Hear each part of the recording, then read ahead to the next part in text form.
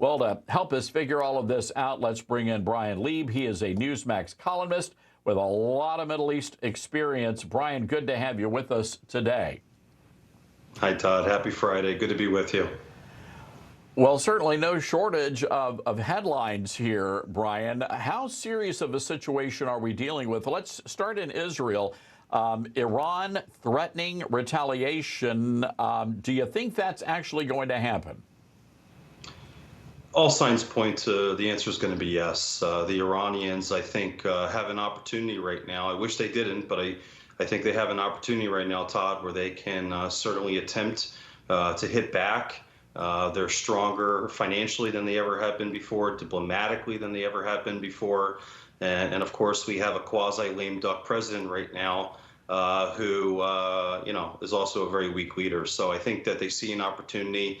And all signs do point to they're going to do something huge here. I mean, listen, what Israel did, Todd, is really a bold step forward that they have never done before. Sure, they've hidden terrorist camps in Syria and Yemen and Lebanon, but they've never actually hit a consulate building from the Iranians before. So it was a very serious step for them to take, and I think the Iranians are going to respond with a very serious step as well. You know, Bryan, what gets me is the hubris of the Biden administration telling Benjamin Netanyahu, this is the way it's going to be. You are going to declare a ceasefire. The reality here, Bryan, is we still have hostages, not only Israeli hostages, but also Americans that are being held hostage by Hamas, and not a single call from this administration to release the hostages first.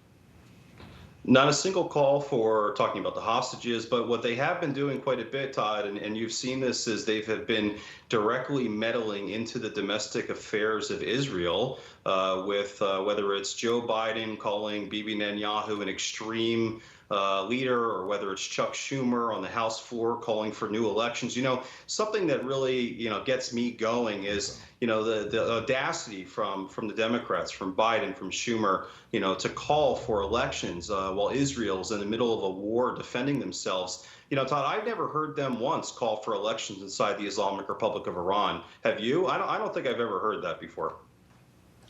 No, look, I think that's a fair point. And again, I want to go back to this other incident where you had the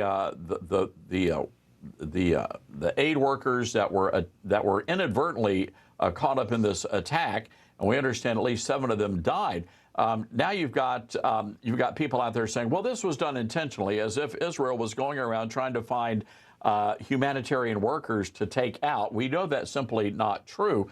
But when you actually backtrack, you understand that it was the United States of America that told Israel to take their time on this. Israel probably should have gone into Gaza, guns a-blazing, and take care of the problem almost immediately.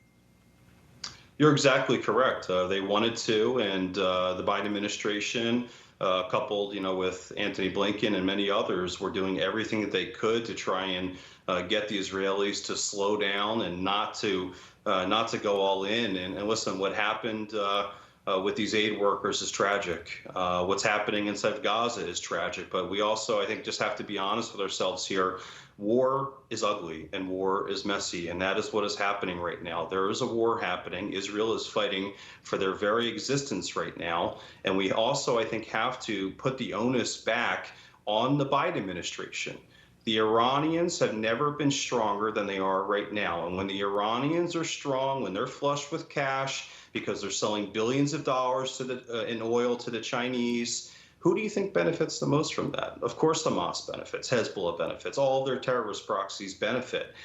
So, in a lot of ways, the Biden administration is also playing two sides here. One side of the coin, they're saying Israel has the right to defend themselves. They are, sparingly providing, ammunition and military aid to Israel. And then at the same time, they're putting Israel's hands behind their back while they're unfreezing tens of billions of dollars to the very country that funds the terrorist organization that's responsible for this terrorist attack. So there's just a lot of hypocrisy going on right now. And I really wish the Biden administration would just take a step back, let Israel do what they have to do. They are a sovereign nation after all, Todd, and let them do what they have to do to ensure the safety and future of their country.